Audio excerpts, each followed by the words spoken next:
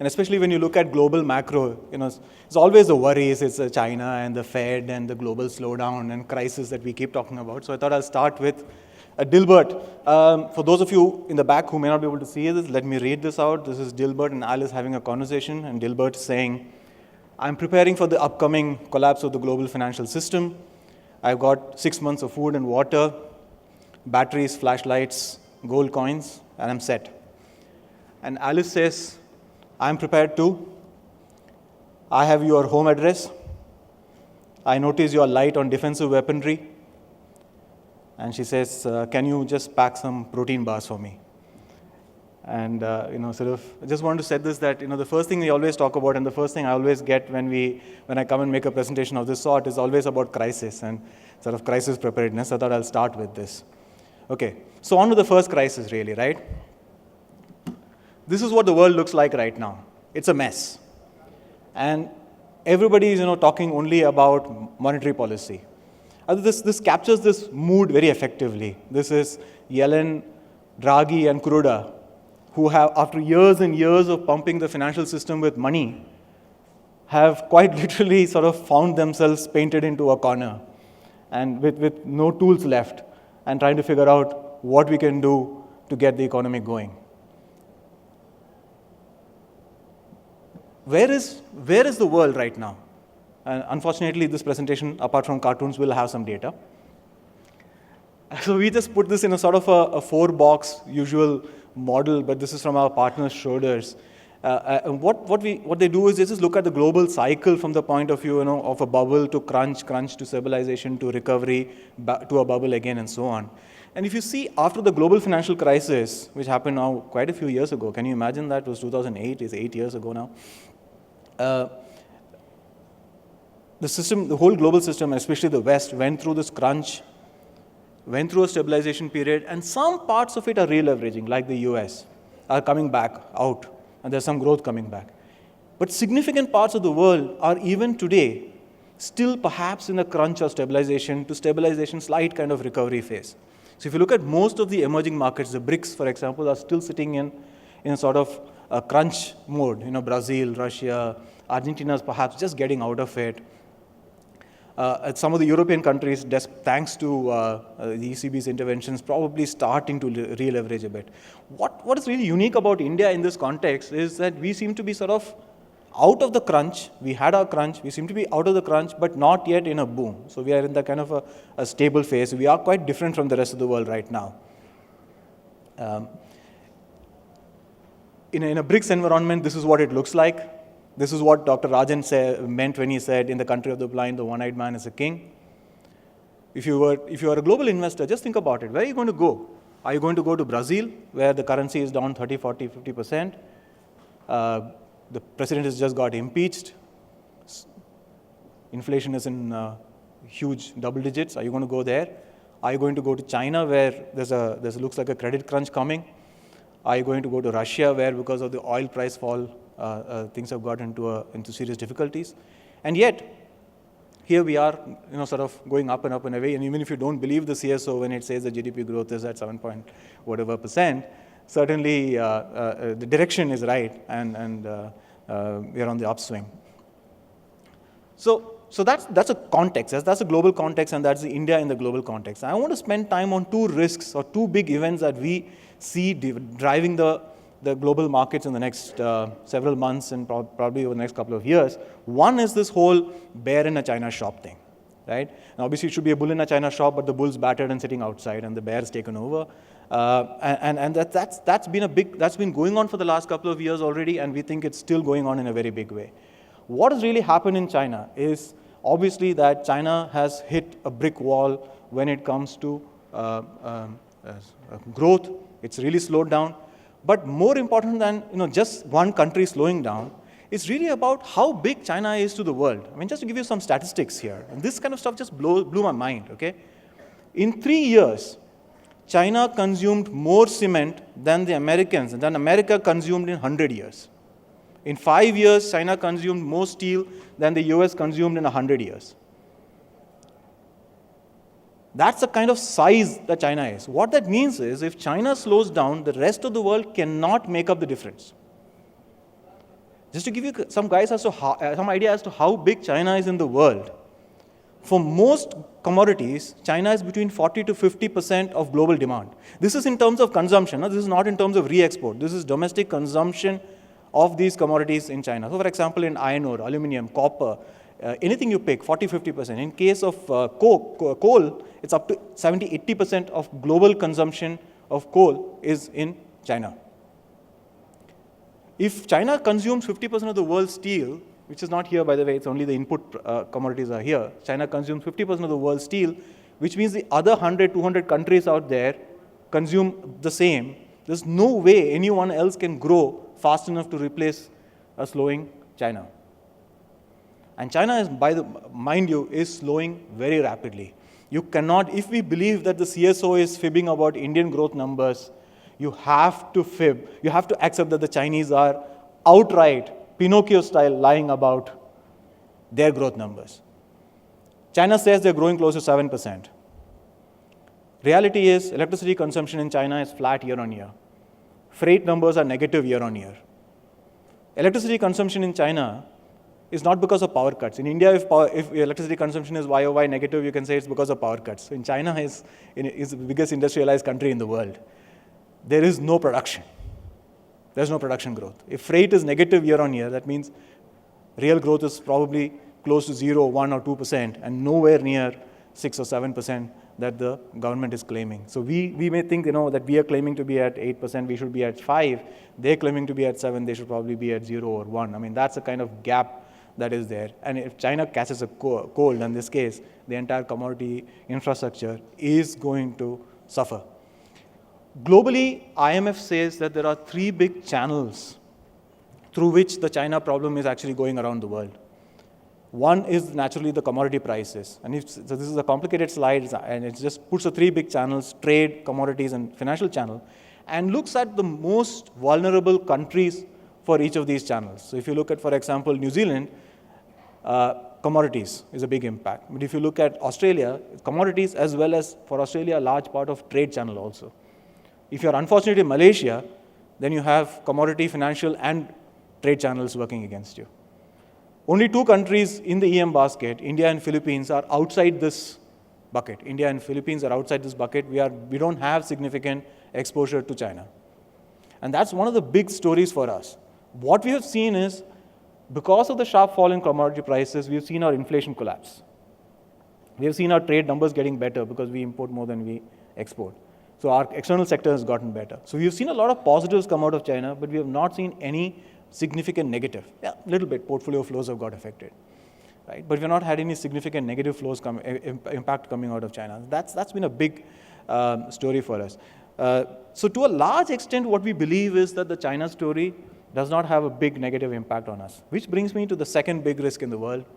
What will the Fed do? Of course, Yellen was speaking even yesterday, and it's always a case of they say that they are data dependent. I love this cartoon. It says, "Are you dependent on? Do you pay attention to the data? Are you data dependent?" Well, it depends. And if you look at the data, always it's going to be quite conflicted. Is the US going to hike or not? There's always going to be some data which is supportive of a hike and some data which says they shouldn't. But for me, the most important question is not whether they will hike or not, but the most important question is what impact it will have on my life. Okay? Everybody remembers 2004, 2006. US hiked rates aggressively, 1% in 2004 to 5% in 2006. Every other month, we were hiking 25 basis points, right? Very, very aggressive pace of rate hikes. Indian rates also went up during that same period of time. This is a shaded section in this chart. What a lot of people don't realize is, during that period, RBI was also hiking. So this chart has 3 lines. The line at the bottom is the US Fed, the yellow line in the middle is the RBI, and the blue line is the Indian 10-year. So if you look at the Indian 10-year yield rose along with the Fed, but it was more driven by RBI. How do I know this? Once 2007 happened and the Fed started cutting rates, RBI was still hiking, Indian yields went up with RBI. Now, you can't have it both ways. You can't say that when the Fed was hiking, yields will go up, but when the Fed is cutting, yields won't fall. I mean, yields will still continue to go up. Either you believe the Fed has a relationship or the Fed does not. Okay? What this suggests to me is that there was no impact. And yields in India started to fall in late 2008 when RBI finally started getting around to cutting rates. Of course, post 2008, the Fed's done nothing and RBI has done stuff, and our yields have reacted to that.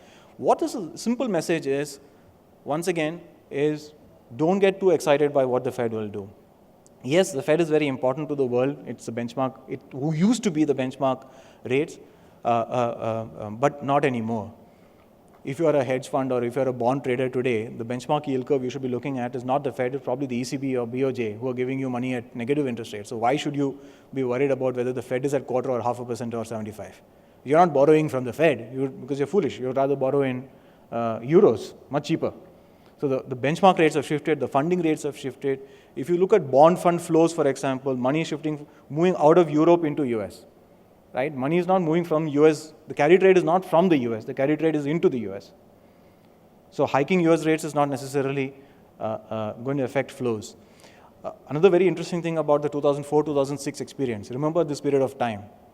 The rupee was strong. By the time they finished hiking, by 2007, the rupee was 38 to the dollar. Start of the decade with 50 to the dollar. Rupee was strong. We had current account surpluses. Growth was good. Everything was hunky-dory. So automatically assuming that the Fed will have a big negative impact on our life, again, not so much. Having said all that, a couple of important things that this time are different from any time in our past history.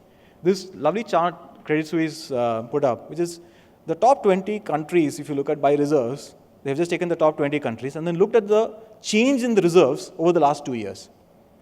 Absolute change. And India is number 1 in terms of absolute increase in reserves worldwide in the last 2 years. So this is a big defense now we have against a 2013 type of taper tantrum type of event. We are not in the same situation we were 3 years ago. Substantially better in terms of our external situation.